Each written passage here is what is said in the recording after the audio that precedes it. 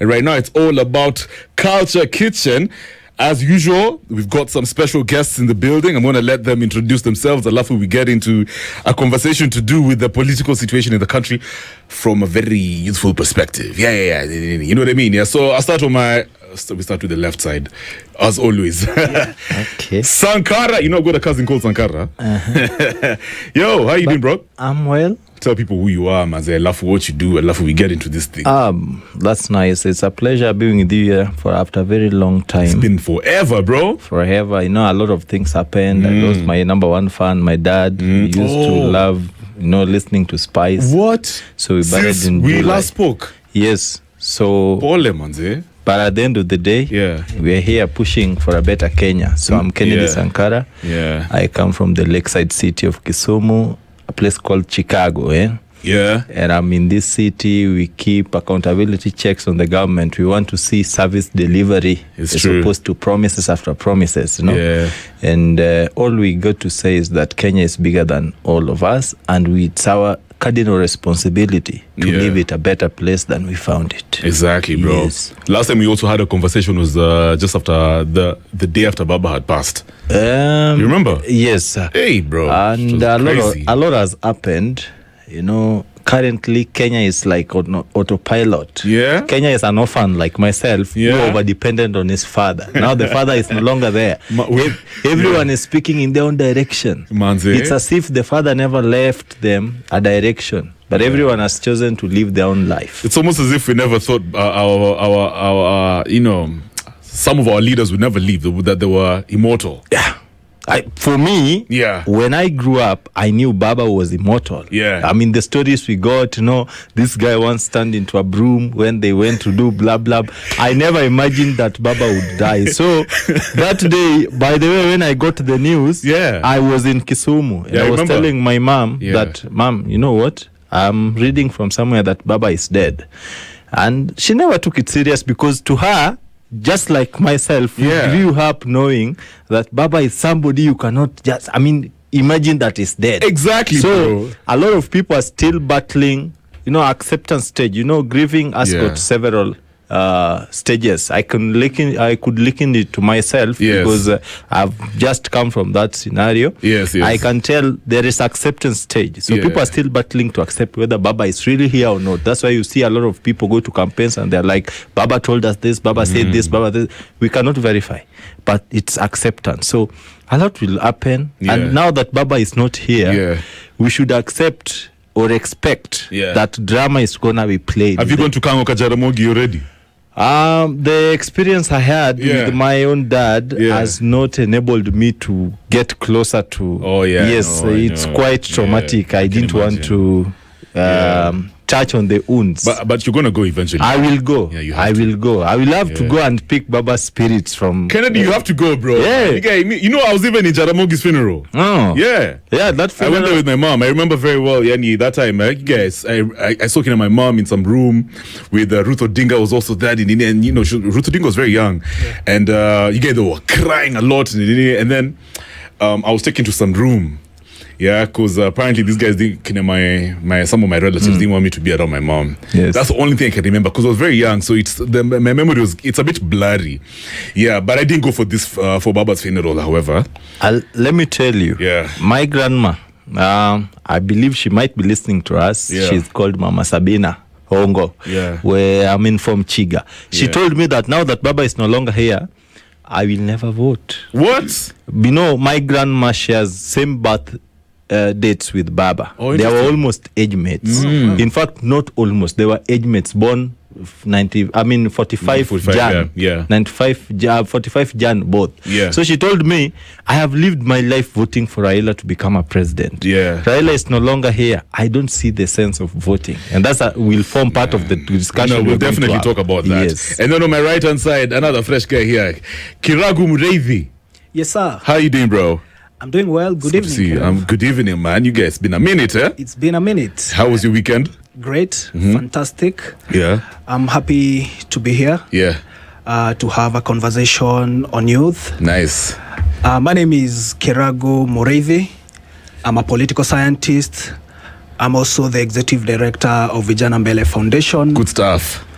I'm also a former young contender for the Kipipiri parliamentary seat Nice. in 2022 under the Service Party of Kenya. Are we going to see you on the ballot again, 2027? The momentum is still on. Good The stuff. Hopes are high. 2027, I'm going to still be there in the ballot.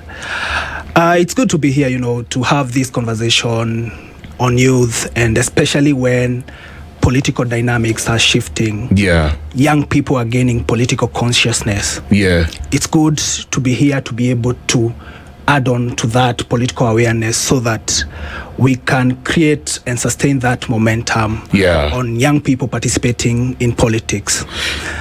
And, as one philosopher once said, the worst illiterate is the political illiterate who doesn't understand what politics is, who doesn't understand when the price of sugar rises and goes down. That is the political illiterate, and there's nothing worse than being a political illiterate. So we don't want our young people in Kenya to be political illiterates. Yes, we want true. them to be actively involved in politics, because politics is what motivates everything in the society. And that's why we're here to have this conversation. And the biggest conversation, Kiragu, is obviously about there's the by-elections going on. Yes. But let's take it let's take it way back. Yeah. To, of course, the situation to do with ODM. Of course, we lost the Right Honorable Raila Odinga, the ODM leader. And the impact is still felt. Yes. Even when you look at the conversations within ODM party, it's a bit confusing about the direction they're going, right? Precisely, yes. Now, a couple of days ago, we saw the celebrations of the ODM at 20, and most folks were actually saying that Winnie is Raila Odinga reincarnate. Yes. Kwanza, that was the headline in most of the dailies. You understand? She had a very impactful speech at that event in Mombasa. And my question to you is, do you actually think Winnie has what it takes, to fill up the position that her father left? I mean, really, ODM at the moment, what is happening in ODM is that they are navigating turbulence, a period of turbulence in transition, and debating over the future of the party. Now that Raila Odinga is gone, there's that, intergenerational fight. Yeah. You see the likes of Babu Owino, the likes of Edwin Sifuna, they don't want to stay at the norm that we are at the norm that ODM is at the moment. That negotiated agreement between ODM and the government. Yeah. I think they're still feeling that fire to go back to be that fierce party for fighting against injustices in Kenya. And seeing the fights within the internal ODM, you see Edwin Sifuna stated clearly the other day that William Ruto wanted him out of the political party, and he's not going down any moment. And that creates and shows us that there is a visible crack within the ODM party. And these are just party wars. And what is happening in ODM is indecisiveness. They have not reached a decision yet. Yes, some do not want to stay in the negotiated agreement between ODM and the broad-based and the government. Others want ODM party to go back to its momentous state of being that fierce party for fighting injustices against Kenya, and that is what is happening. Mentioning also the generational war, you see young people, you see fire in them.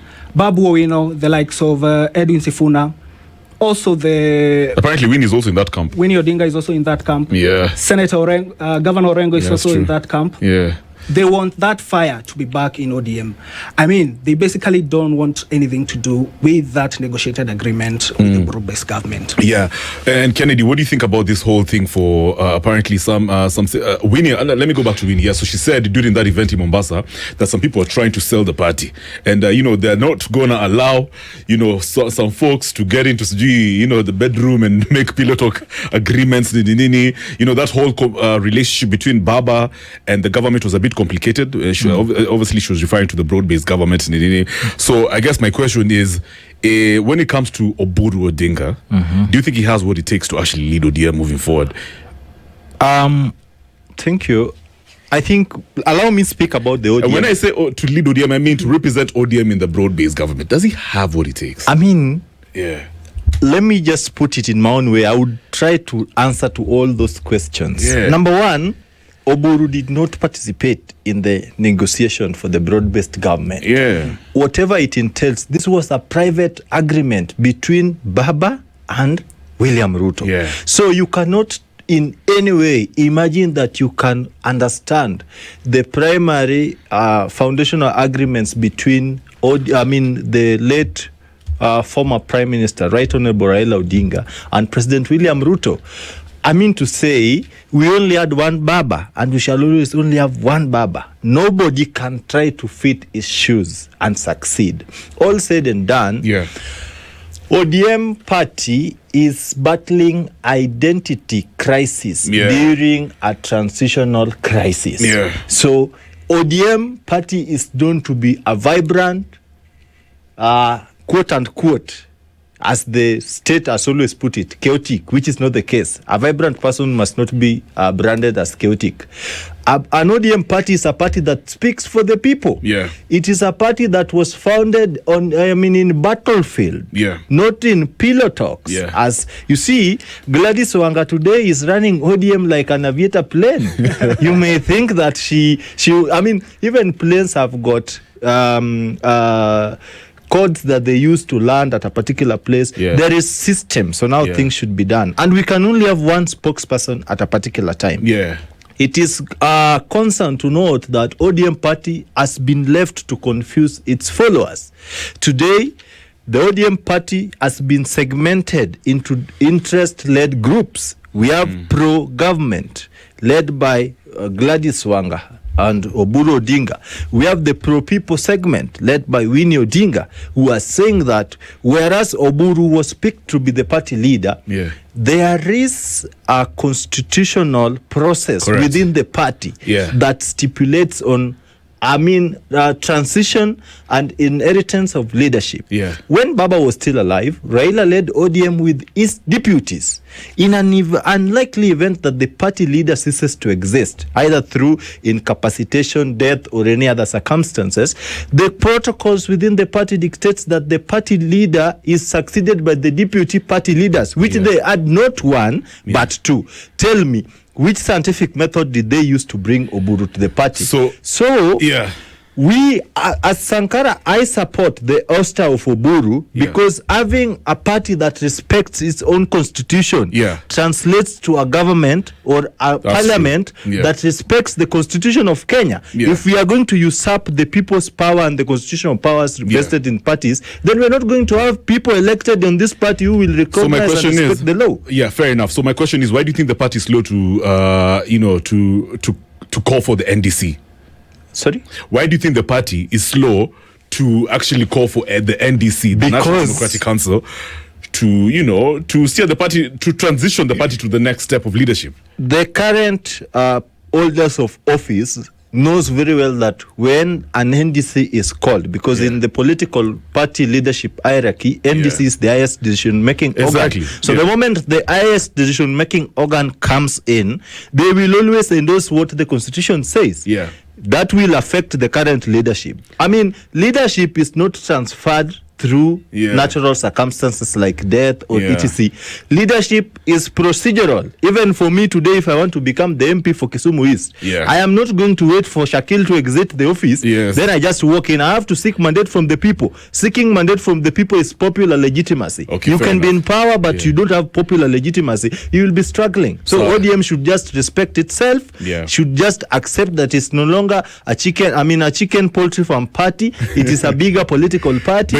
Sankara, what you're telling me in a nutshell is if they actually, if the NDC takes over the whole process of transitioning the party to the next leadership now, chances are high it's going to be a youthful situation. Oburu will see bad things. Pilot Wanga will see bad things. Let me ask you something, Kiragu. Do you think Winnie Odinga is trying to take over the leadership of ODM? Is that what we're trying to see? Is that what she's technically telling us? That she's ready to take over from her dad? Let me tell you, politics can be generational. And looking back at the history and the relationship between Raila Odinga and Winnie Odinga, Raila literally molded Winnie to be a leader in this country. Yeah. She's currently the Iala MP, sitting Iala MP. And looking at the campaigns that they did in 2022, the Azimio campaigns, Winnie Odinga was there. Yeah, she was at the forefront, actually. With the dad. It's true. So she understands the dynamics of politics in Kenya. Yeah. And she was instrumental in his campaigns. Yeah. So I'd say at some point, politics, yes, can be generational. Looking at the history and the precedents of leaders that you've had before, you're looking at Raila Odinga. His father was also into leadership. Yeah. You're looking at Uhuru Kenyatta. His father was also the president of Kenya. True. Vijana wa Malwa. Yeah. Family members were still in the government of Kenya. So politics can be generational if molded well. So you're saying Winnie actually wants to take over the leadership? Winnie... Let's just call a spade a spade. Winnie can talk over the leadership. But I heard some people saying she's not really politically mature. I mean, you'll get all sorts of mouth-waggling here and there about Winnie. And criticism, it's open and it's accepted in politics. Yeah. But looking at Winnie Odinga, I'd say she's good to lead the party and to take any leadership position. And actually to speak I disagree. for the party. Hold on. You know Ken. why? Yeah. At the moment, we are going to a moment where young people need to be seen in these places. I agree. Young people need to be identified within political parties, within leadership. Yeah. When you look at ODM at the moment, Oburu Odinga, yes, is there. I think how old is he? Should be 82. 82? Yeah. If you put Oburu Odinga and Winnie Odinga as frontrunners of the party, I mean, young people would fall for Winnie Odinga, because she got the zeal and the energy, and that is what we are speaking for. And the young people are the majority in the country. Yes, young people want to be identified. They want someone who can speak the same language, no matter where you come from, no matter if you study political science or not, whether you've come from a family that is political or not. Yeah. If young people see leadership, see young people sitting in party leaderships, in institutions of power, they then tend to build that trust. But let me ask you something, Kiragu, before Kennedy, you respond to whatever Kiragu just said about leadership being generational. Some people are saying ODM is now turning out to be a family affair. Is that really sustainable? Because personally, I've heard from some of my friends in ODM, especially guys in the youth league, they're saying, they're not really comfortable with Oburu being their leader. It's just that they wouldn't say it out loud. Yes. But from your perspective, are you okay? Let me rephrase. Yes. Is it true that ODM is now just a family affair, and is it sustainable for them in the long run? Let me tell you where it went wrong. The people who made the decision of Oburu Odinga to take over the party leadership, that is where they went wrong. They basically made ODM a family affair. Take it or leave it. And one problem that happened, Raila Odinga didn't have the chance to mold a younger leader to take over his footsteps. Yeah. We'd see him with Babu, we'd see him with Sifuna, we'd see him with other young leaders all over the country. But there was not that single young person that, Raila could say, if I'm gone today, this is going to take over the party by default, without even going for election or something. And even if he had a preference, he wasn't clear with it. Yes. So that internal strife, especially, you can see Winnie Odinga, they are making statements that are contradictory. You're seeing Oburu Odinga, he's still stuck with the agreement with the broad-based government. Yeah. There's basically an internal strife that, is a threat to the root of the party. Okay. Because without Baba's voice, I believe people in ODM right now are free to choose for anyone else, even outside the ODM party. I agree. That is how bad things are. So I'll hold it right there. Ken. Yes.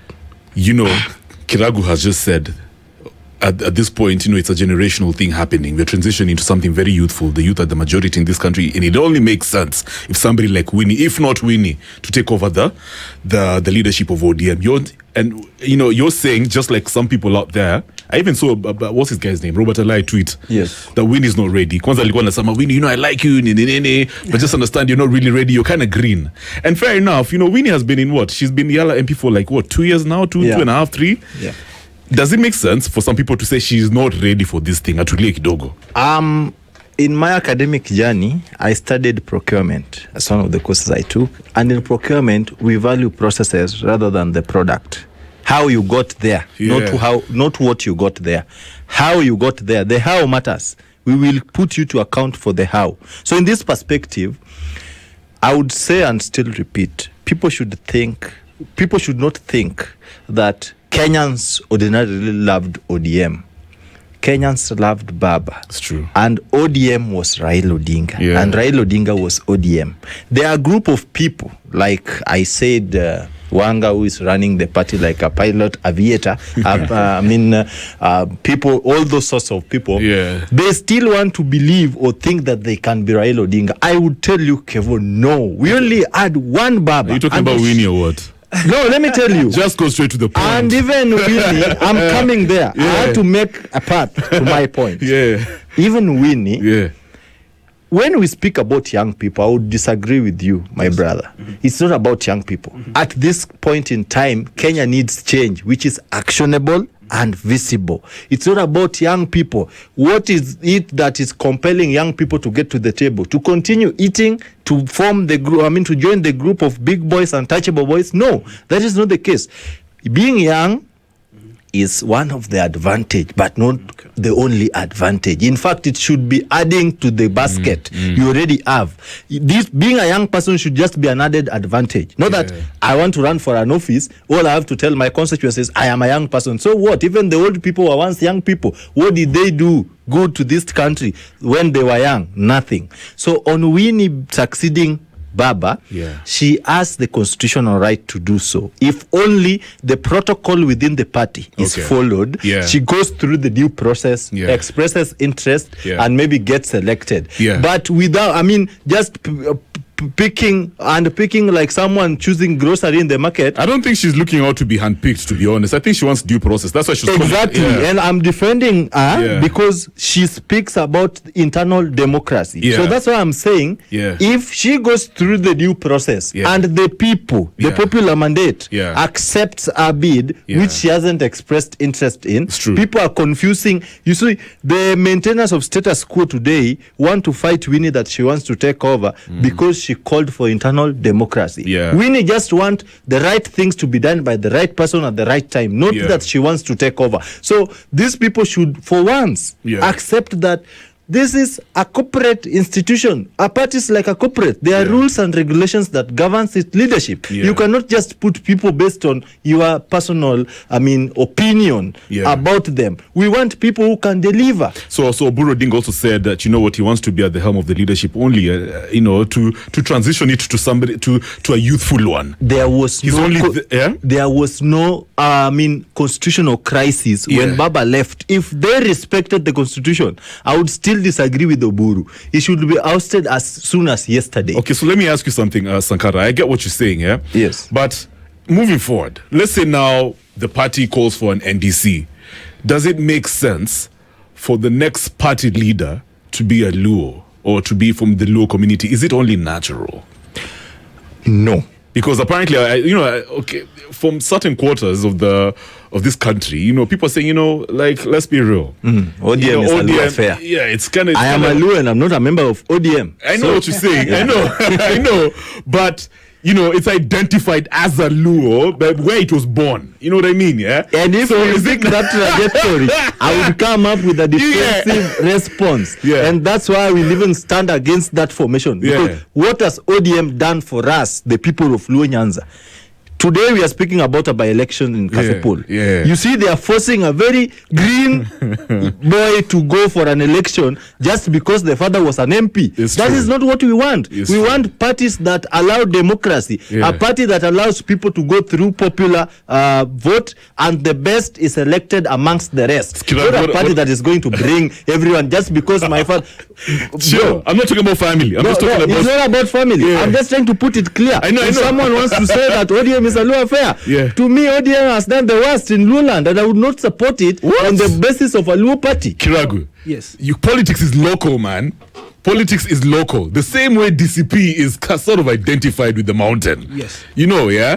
DAP is sort of identified with Western. Does it only make sense that the next, after Oburu Odinga, it's only fair that the next party leader should be a Luo? Is that narrative correct?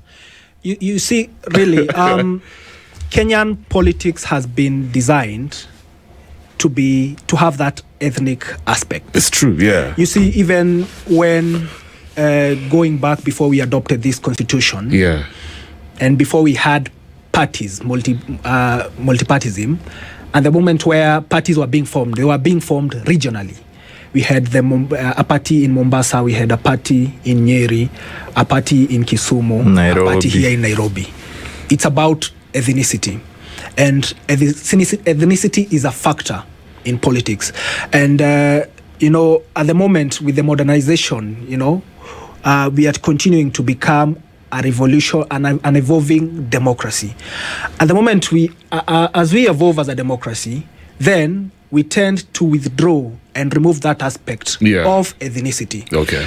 But saying it out loud, I think really the next party leader for ODM will really come from the Luo Nyanza. Yeah. That is a fact. What's your reasoning? My reasoning is because politics is ethnic and it's identified by ethnicity. That's true. And looking at the majority of the people who prescribe to the ODM party, to the ODM ideologies, they come from the Luo Nyanza. They speak the same language. Yeah. So it's a factor. Look at the Jubilee Party. Most people who It's true. identified with the Jubilee Party. Sankara, you got to be real. are No, from it set is of- ideal. There is realism part of it, and there is the ideal Idealistic, part of yeah. it. But But again, there's something you spoke about. Yeah. Yes. There's something you spoke about young people Yes. in politics and identity politics, Yes. personalization. And let me say, politics in Kenya have not been designed to accommodate the young people. That is why in every space and in every room where decisions are being made, I motivate young people to be there and I support young people to be there, be it elective office, be it appointments. Yeah. I want young people to be there because we need a new equilibrium now. Yeah. We need to shift from those primitive politics that tell you as a young person, you don't belong here. Yeah. And I'm very, I want to congratulate the young people. There is a lot of political consciousness happening, political awakening. Look at the digital activism. Look at the formations in NGOs, in student leaderships. Young people are actually speaking up. They're asking questions. Yeah. And that is how we're going to forge that path. in fact, the towards civic 2027. space has done it best. Yeah. Yes. Because we all know, just to, Yes. now you're bringing the point for the second time. Allow me say this to sum it Very up. briefly, yeah.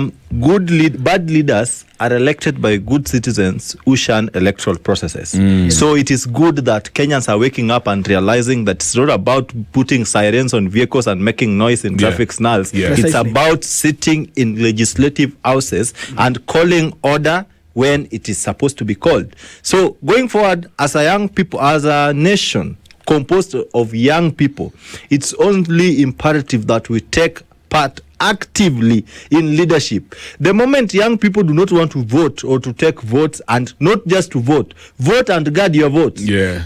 Nothing. Jesus is not coming any soon. There is no miracle. You are going to end up with garbage. It is hold it right evil. there. Garbage in, garbage out. Sure. Yes. So that's Kennedy Sankara and Kiragu Muriithi. We're talking all things, of course, the ODM chronicles power, legacy, and the quiet rift between the Raila Oburu dynasties. Now, when we come back, the opposition's odds in the by-election. We'll touch on that real quick. Guys, this is Culture Kitchen. Everything here is from a youthful perspective. This is Culture Kitchen, hanging out with Kiragu Muriithi and, of course, the one, the only Kennedy Sankara. Yeah, we're talking all things, the opposition's odds in the by-election. And you know what, gentlemen, let's keep it moving, yeah? So now, some people are saying that this is basically do or die for the opposition and the government in this by-election. It's pretty much going to reflect... no. Let me rephrase. It will show you your chances of what's going to happen in 2027. Whether you're going to lose the general elections or whether you're going to win, right? Now, Kiragu, when you see whatever is happening in Mbele North, in Malava, in Kasipul, is it actually true that this is do or die? if opposition loses, is this also what's going to reflect in 2027? If at all they win, is this also the case in 2027? Break it down for us. For me, I view by-elections just like a weather check before a storm. Yeah, they basically serve as a litmus test for 2027. So right now, what by-elections and the result for by-elections will serve us, they'll serve and shape the political mood of the country from now on towards 2027. Okay. If the opposition wins, then William Ruto should take it and swallow the bitter pill that one term is indeed it's a real thing. Moment. If the government wins, and the broad-based government wins, that means ODM and the government wins, then it sends a message to opposition. It's true. You're doing nothing. You have nothing on the ground. Yeah. And one thing that I find interesting is that's it for Mbele North. We have 7 by-elections taking place, 6 for parliamentary, 1 for MCA. One that I find very interesting is that for Mbele North, it has become a battle between kings, It's a battle between Kindiki, Kithure, and Rigathi Gachagua towards who is indeed the Mount Kenya kingpin. And that is the reality on the ground. Kindiki wants to flex muscles and show Gachagua, man, I'm the government. I'm the DP. Yeah. You are given a chance, you lost it. I'm now the de facto DP. Yeah. Let me show you how votes are garnered. But on the other hand, Riggy G is very cunning. Yeah. Him being a political scientist, he has been able to go door to door, utilize that strategy. Yeah. And he has been able to get traction within Mbele North. We'll talk about that strategy in just a bit. But Sankara, you've heard what Kiragu said. Yes. That this is pretty much do or die for either side. The opposition, ama Gava, the broad-based. It's going to reflect whatever's going to happen in 2027. Sure. Now, we also saw members of the opposition crying foul, especially, in Mbele North. Walikuwa say my government is spending so much money. This is not a fair game, nini. Do you think also that's going to be a reflection of what's going to happen in 2027? Will government now use these tactics, to try and get votes from Kenyans, spend money, nini, allegedly? Kenya is going through a fierce by-election, or is going to experience one of the most fierce by-elections in the history of the country. We are having an election, a might contest between an ambitious boss and a bitter ex. I mean, the ex is there to prove a point. I was not the problem. You are the problem. And then the boss is here trying to tell you that, I still got the opportunity and the muscles to even expand my kingdom. Yeah. So it is a battle between William Ruto and the opposition. The opposition is trying to show William Ruto that we have the numbers. Kenyans are tired with you. Whereas William Ruto is also there to try and tell the opposition, I'm still the king and calling shots. In a nutshell, this may seek to worsen the political situation in the country, because at the end of the day, when money is poured, integrity, ability are all washed in the crowds of the psych, who speaks the loudest. So in the long run, we are going to fail to elect leaders and elect choir masters. And that's why if we elect an MP today who has gone through Gachagua, even a good bill in the house that should be being pushed by the government, but will help the people of Mbele North, the MP will reject, not because he is rejecting on a personal conscience-based perspective, but because Gachagua is against the government. So in all this game, we are the losers as the people of Kenya. We are, in Swahili they say, tembo wawili, wakimenyana, nyasi umia. In this game, we are the grass. They are going to step on us. Whether William loses or Gachagua wins, the people of Kenya shall lose, because those who are going to be elected are not going to serve the interest of the people of Kenya. They are going to serve the interest of the masters, those who give them money. And it's also a very dangerous precedence for the young people looking forward to contesting in 2027, because once you monetize politics, Ideals are swept under the carpet. But that's the nature of politics. You don't in the come country. here to tell people that I got this, I was telling somebody that today, if you were to do a campaign in Nairobi CBD, for an example, you, between me and you, Kiragu and myself, Kiragu definitely may arrived in some Pro Box. I'm not saying you drive a Pro Box. But then I come in, he went there in the morning, he has talked to the people how he's going to tarmac, he's going to change the drainage system and all those sorts, kanjo and public relations. Then I walk in, last minute I tell the people, I have been here, I am going somewhere, but I arrive in a Land Cruiser, 2025. I arrive with words of cash. I tell them just a line, I will see you, but I will come back. Let me tell you, the same people of Kenya will vote for me because of my Prado and my cash, and not because of his ideals. So it is something that we need to question as the people of Kenya. Where do we really want to go as a country? Are we going to elect money over people and cry for services? Or, Kiragu, let me ask choose what you want. I like what you said, but at the end of the day, when you look at the nature of politics, especially in these by-elections, is it safe to say this is basically an opportunity for the opposition to learn some of the strategies being employed by Gava in order to win an election? Instead of complaining about money is being spent, they should just learn and be prepared, because this is going to be the nature of the elections, or should I say campaigns, come 2027. So they should just be prepared. Is that what we're saying? Let me start off with this. These people have been there. Rigathi Gachagua. Exactly. They know the game. Guys know the game. I don't know why they are complaining that money has been there.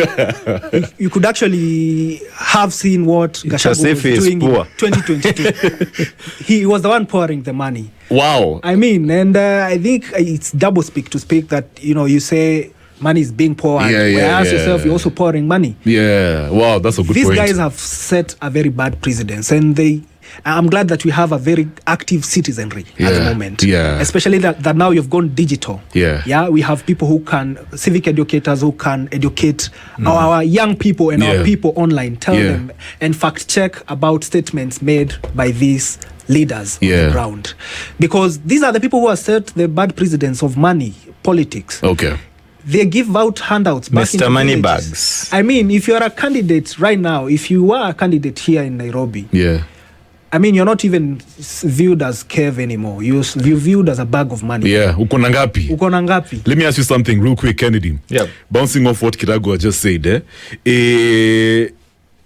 generally speaking, are we saying the nature of politics in this country is such that it's only the rich, most of the time, who are going to make it to Parliament, the Senate, or even County Assembly because they have money to spend? Is that what we're saying? Absolutely. That's what's happening. Because the same rich are being enabled by the poor.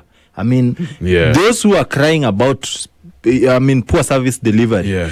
You go to an election day, then you ask yourself, do Kenyans remove their brains and leave them at home? They go queue vote, then they think, I ought to have.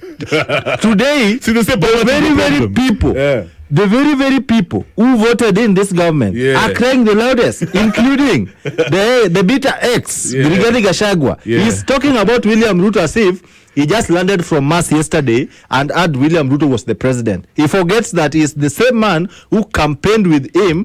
Whatever he's going through today, I may not feel sorry for him. Gachagua is just enjoying a cake of his own making. So what about the youth who genuinely are here to change the nature of our politics in terms of the narrative, in terms of bringing about actual changes to our system and conversations? What about those guys? And yet they don't have money to spend. And that pushes us to the real conversation about economic empowerment. You see, this dramatic affair government has been walking left, right, and center saying we are empowering people to an extent that we did the mathematics sometime back and found out they were empowering people with 60 shillings.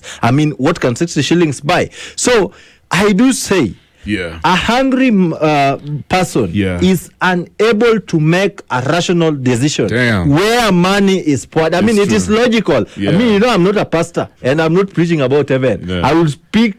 You're being real. I'm being real.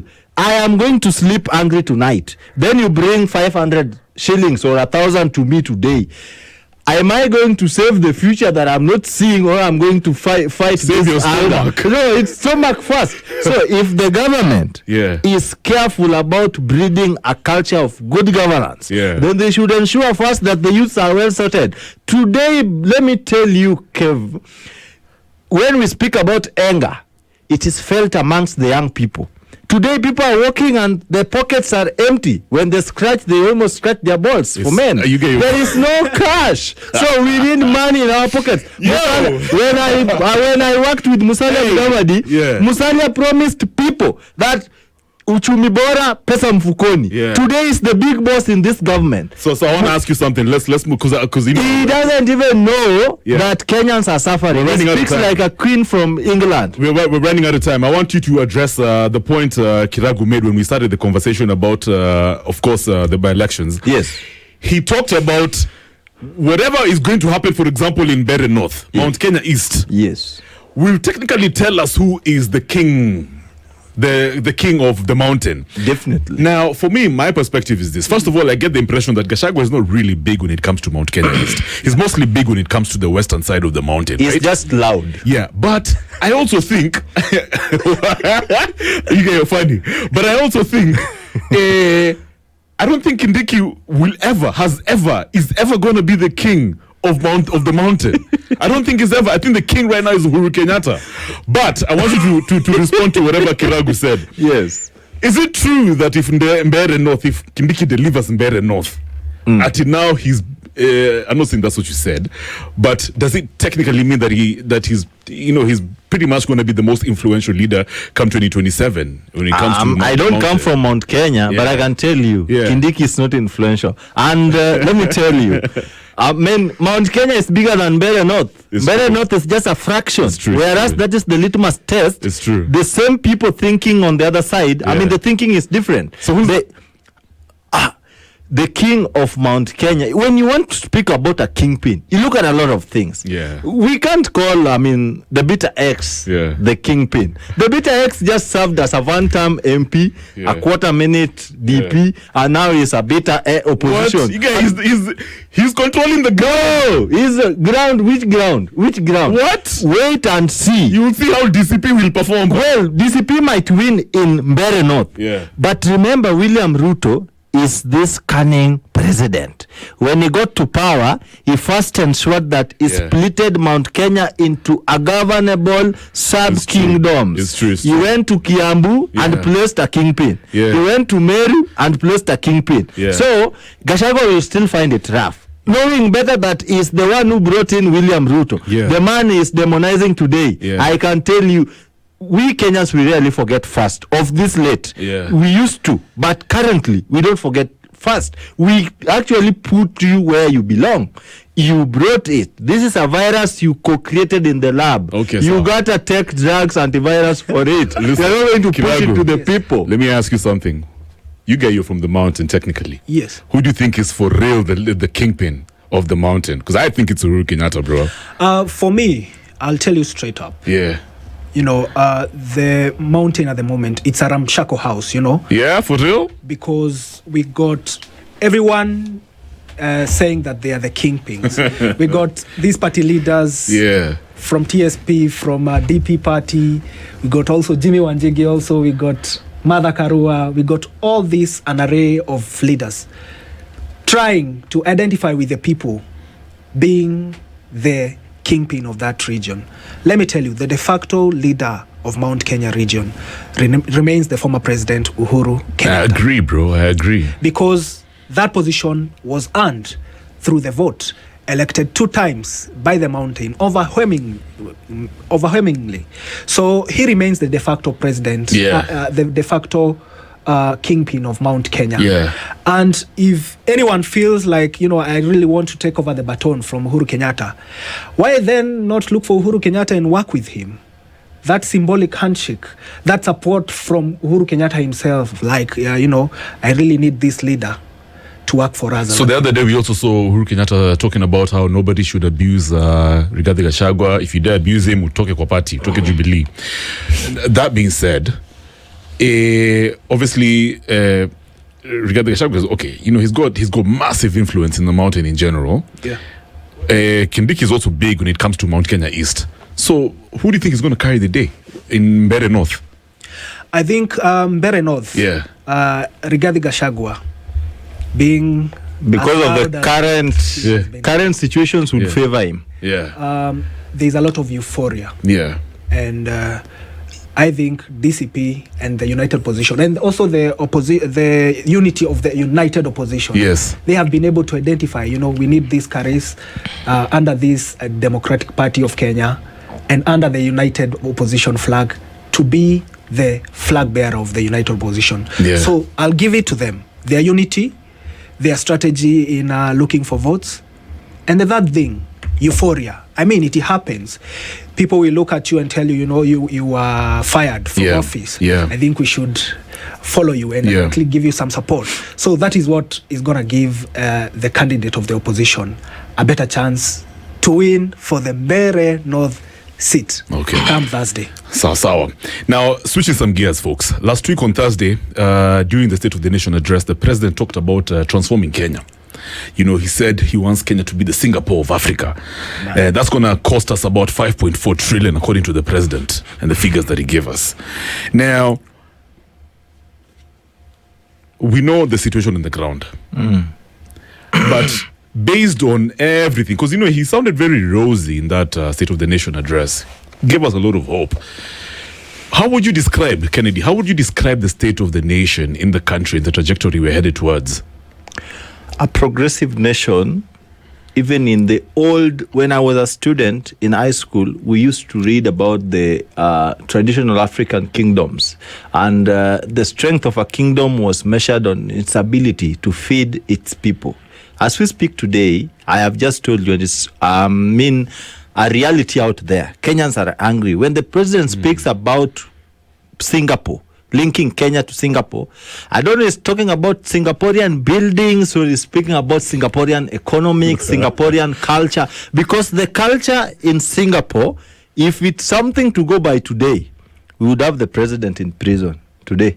If to me, he cannot implement the Singaporean principles that he's speaking about. I want to remind the president that it is good to dream. However, some dreams are wet dreams. You cannot dream about putting Singapore in place when we still politicize service delivery. I am speaking as an orphan who lost his father through unpredictable public health services. It's not about somebody who can afford private health. The health should be affordable to the public. We are speaking about shisha, which is like a smoke in a pub. Nobody knows how it's working perfectly. We want a working, when we align things, we can achieve Singapore. Because when Singapore got its independence, we were just together. How did they overtake us? That's a question that the president should first answer.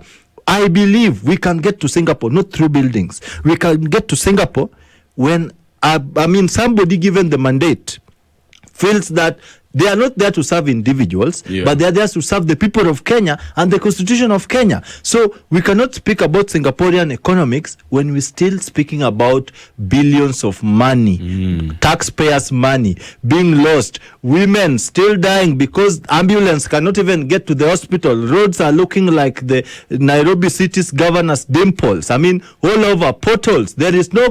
We must speak about things that we can do. At least look at Nairobi today. Even when you're speaking, people are speaking of expanding which road to where. The city life in itself is hectic to the dwellers of Nairobi. And Nairobi sets the pace. Ukichoka town, mashinani hata wameisha. So we need to make life bearable for city bearers. And then we are going to get to Singapore. But we're only going to get to Singapore when those who have been called off, go steal whatever you want to steal, but avoid public money. Public money is a culminated sweat of young, old, sick, and then you are stealing this money. Somebody is stealing COVID funds. Today we are going to pay COVID funds that were never actually, consignment that was never delivered to the country. As we speak today, we're having people who can do anything and get away with it. I know we can get to Singapore, but only if we change the mentality. This is not a rallying call to the ruling elite. This is a rallying call to the people of Kenya. Those who make votes.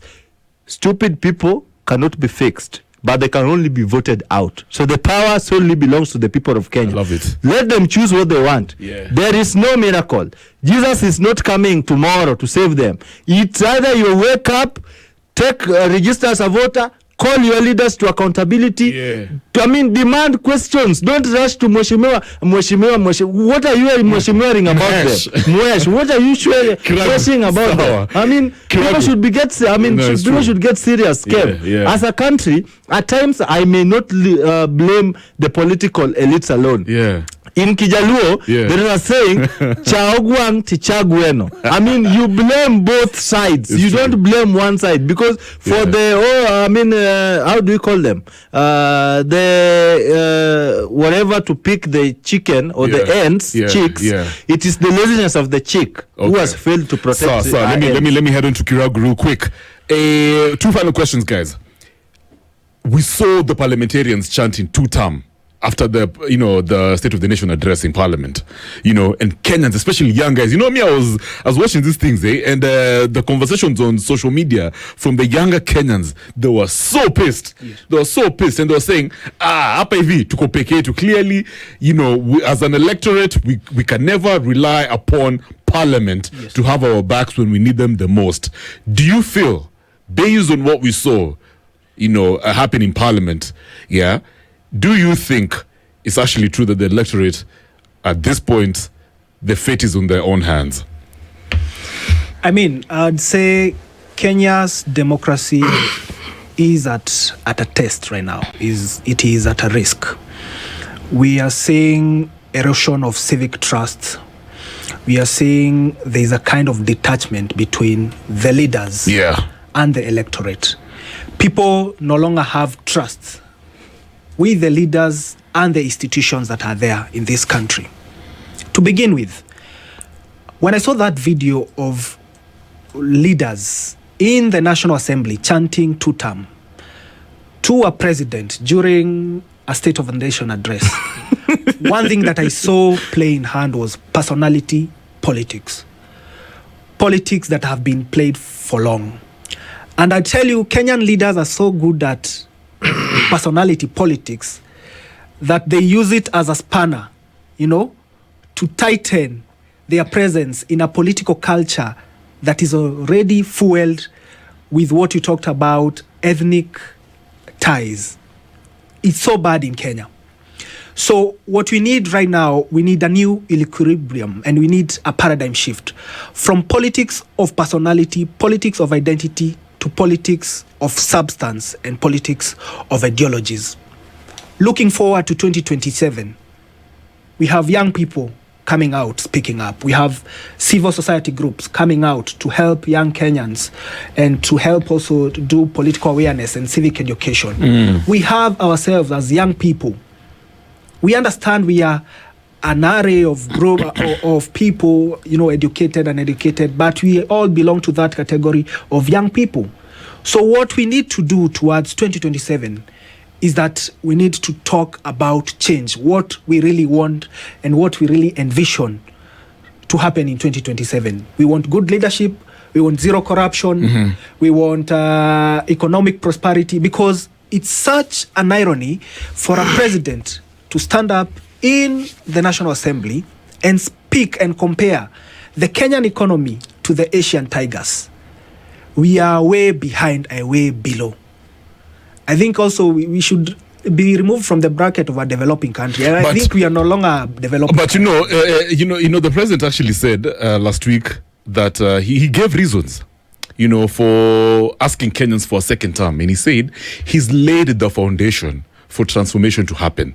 Ndo kazi ya one term. The first term. His first term was pretty much about laying the foundation. Yes. And if Kenyans vote him in, now the second term will be takeoff. What is that? You know what I mean? Is that a good point? Those are not new words in the country. Second, and then you respond. Yeah. The pain is here. Yeah. He's laying the foundation, yes. Yeah. He's talking about affordable housing. Yes. But where is he getting the money? He's talking about the Nyota Fund. We are borrowing extensively. If you look at Kenya's GDP, we operate at about 16 trillion, right? When you look at our borrowing, we are at 12 trillion. So if we borrowed 4 trillion today, then our borrowing and our GDP would be at par. Where are we going as a country? Our pay slips are way below. Unakatwa kitu, I mean, the housing thing, 16,000 in a single pay slip. Yeah. I mean, it's not making sense. It's not rewarding the citizens of Kenya. Sankara, as we wrap up, he said, then his next term, if Kenyans vote him in, the foundation is being laid this term, his first term. Second term will now be towards, manifesting this whole Singapore situation. I'm a politician, and the president was telling the people what they wanted to hear. Yeah. Not what they're supposed to hear. So he told them that I have laid the foundation. I mean, these kids, this generation of ours, we are so smart. You'll see content creators making skits of an MP coming, building, tarmacking a road, half a kilometer, then waiting for elections tomorrow, and they tell you, Crazy Ken has done this all over. Let me give him credit. If you elect me, I'm going to extend it. Yeah. That's the exact thing the president was trying to do. I mean, some of these things, if you have to take time to tell people what you've done, bro, you've done absolutely nothing. Wow. Because actions are louder than voice. They speak for themselves. It's true, In Swahili, they tell you, kizuri chajiuza, kibaya chajitembeza, mbona anatembeza kazi yake, aache kazi yake ijiuze. Let me tell you, it is sad, in that State of Nation address, I did not hear progressively the position of young people when it comes to production. We cannot solve job problem, unemployment, by taking young people to offices. We can only employ them through a manufacturing economy. The same day Kenya will wake up and ban bananas from Tanzania, from Mama Suluhu, it's the same day our young people will no longer see agriculture as a dirty work, but as an agribusiness, a form of business that can actually lift you from those things the president called bottom up. Yeah. The same day the president will ban those eggs coming from those countries, it's the same day young people will venture into egg farming. Do you know cartels in this country will not allow you to sell your products, not because the market is actually sufficient, but because they want to make a kill out of it. In this our country, if the president wants to take us to Singapore, he should eliminate the cartel aspect. Business people, producers will tell you that their problem is not even the market, accessibility to the market. There are people who will ensure that your tomatoes from Nyandarua do not get to Nairobi market, not because they are not buyers, because they have imported tomatoes. Let us strengthen the rules on importation so that we empower local manufacturing. The moment we build our country based on a manufacture economy, I may not be an economic prophet, but I can tell you, people will find somewhere to fix themselves. We will be telling government, here is money and Pessah is otas. Come and take your taxes. Let us live. But the moment we want to take young people to be beggars, we follow politicians to get something to go and feed my family. Let us empower people. You cannot give people money, but you can make laws that favor people to make money and pay taxes. I love it. Sankara, as we wrap up the conversation, what's your word to young folks? Because there's a bunch of young dudes, young, of course, young men and women who listen to this show. Yes. What is your word to them as we, we approach 2027? Of course, the conversation in the country is very political right now. Guys on campaign mode, but pia nimesikia, most young folks are not registering to vote. Yes. Unfortunately. So, very briefly, what's your word to young Kenyans? I'm not going to encourage my fellow young Kenyans. We are all in this together. If you are not going to change, nothing is going to change. Yeah. But I'm here to advise you or to encourage you. Yeah. You cannot take people to power by don't love a politician, don't love an upcoming leader whom you want to see make changes. You can only love them. It doesn't prove a point or make a point. You love me and you don't have a vote. As a politician who is eyeing an office, my relationship between me and you, for me to get there, you must first be a registered voter, then you can take me there, then you can hold me accountable. You cannot walk into a public participation event without an ID. What are you going to vent there? You are going to vent your frustrations. Young people, if you are not going to change, things are going to change, not for the good, but for the worst. Chaguo ni lenyu mufanye venye mnataka. Nimesema. I love it. Kiragu, you run a very awesome foundation. Vijana, it's called Vijana? Mbele Foundation. Vijana Mbele Foundation. But Vijanas, apparently, you guys were not registering as voters. You're saying the conversation right now is rife in the sense that Kenyans, we're engaging in civic in conversations and engagements, but it's not reflecting when it comes to voter registration. What is your word to youth who are listening to you? The problem, Kev, with young people is that we have something we call the duality of belonging. You're here, you're there, you're sitting on the fence, but you're still saying that you're stuck to the core and to the motive. And what I want to tell young people is that let us stay guided to the gains and look for the gains of a revolution that we started back in 2024. We are looking for an economic revolution. We are looking for good governance, accountability, youthful leadership, and also transparency. Don't let distrust lead you to withdraw in terms of voting. And it starts with the universal suffrage, the right to vote. I mean, IBC estimates that by 2027, I think maybe 18 million young people will have reached the age of 18 years, so they're eligible to vote. So, and looking at the statistics, young people have not come out to vote. There is evidently voter apathy among us young people. Why is this? I see it as an issue of distrust. Young people do not trust the institutions. Sure. Secondly, I think the path to the polling station is way too long for a young person. These people have not made this process accommodative for young people. A person must take a matatu to a constituency office to go register as a voter. Sure. I mean, I'm a young person. I'm looking for basic money to survive, food, shelter, and water.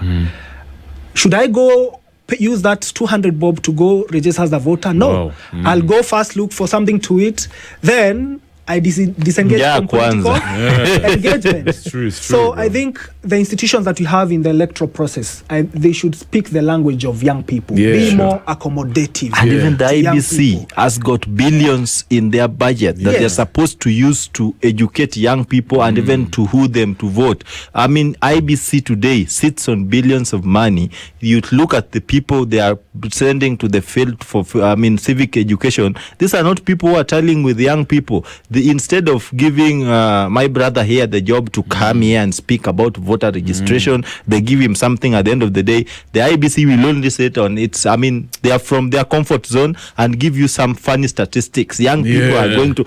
I have even asked IBC commissioner, sorry for cutting you short, I once tasked them to a scientific explanation on how they arrived to their data, and they told me, bro, time is not on our side. We were in some hotel. I asked the commissioner, but I am a young person, I have been in this space. I hear you and see you people bringing a lot of statistical data. Now, explain to me, then I tell you why you are wrong.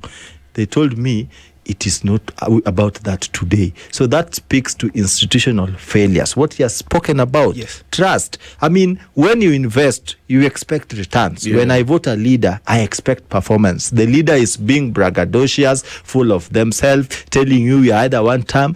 Imagine a parliament of all singing 2 term. As we wrap up, Kiragu, finally, you're going to say?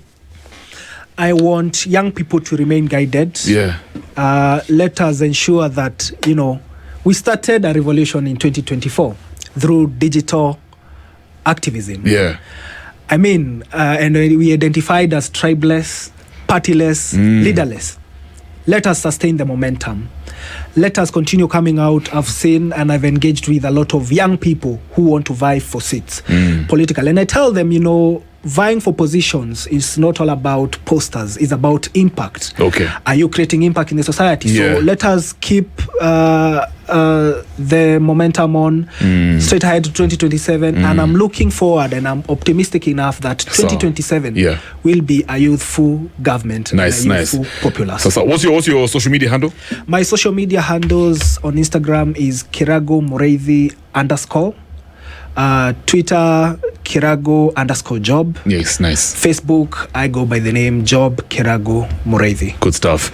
Sankara. I'm on Facebook, I'm Kennedy Sankara. On X, I'm Kennedy _Sankara. And on Instagram, I'm Kennedy _OC. Nice. or Chieng. Sankara, I heard you're going to be on the ballot. It's true. A lot of things will weigh in. I know, you want to make people happy. We just spoke about it. I know. It is about how much do you have. At the end of the day, they will tell you it's true. And so they have to eat. Sasa, thanks guys. Thanks for coming through. That was Culture Kitchen with some amazing brothers over here. Kiragu Muriithi and of course the one and only Kennedy Sankara. It's been real, guys. Thank you so much. Thank you. Thank you. We meet next time. For real.